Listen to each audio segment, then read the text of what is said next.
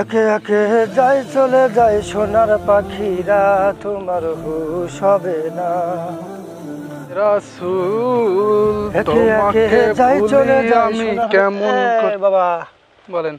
কোনে যান? সামনে যাইতেছি চাচা মিয়া। ও কি কাজে? আম্মা ডাকছে, দেখি কি বলে, যাই। আচ্ছা ঠিক আছে, নামাজ কাম তো পড়া হয় নাকি? পরেই মাঝে মধ্যে। ও আচ্ছা, নামাজ কাম ঠিক মতো পড়ো, অল্প বয়স, তাহলে যাও ঠিকঠাক মতে, আর বাপ মার খেদমত করো, ঠিক আছে? আচ্ছা চাচা মিয়া, তাহলে দোয়া করেন ঠিক মতো নামাজ কালাম পড়তে পারি। একে একে যাই চলে যায় সোনার পাখি।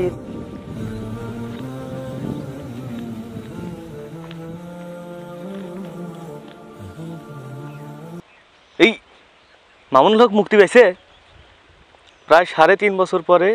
মামুনুল হক মুক্তি পেয়েছে। অবশেষে কারামুক্ত হলেন হেফাজত ইসলামের সাবেক কেন্দ্রীয় যুগ্ম মহাসচিব। তাহলে তো খবরটা কাকাকে দিতেই হয়, যাই কাকাকে খবরটা দিয়ে আসি। এ চাচা, চাচা, এ চাচা, ও চাচা, এ চাচা, কইন না আপনি মামুনুল হক ভক্ত না?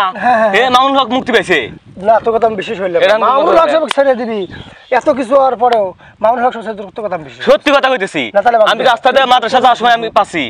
এই দেখেন, আমার কথা তো বিশ্বাস করবে না, মুহের কথা বিশ্বাস করবে না। এই দেখেন, দাঁড়ান, আমি এই যে খবরে শোনাইতেছি, এই দেখেন, দাঁড়ান,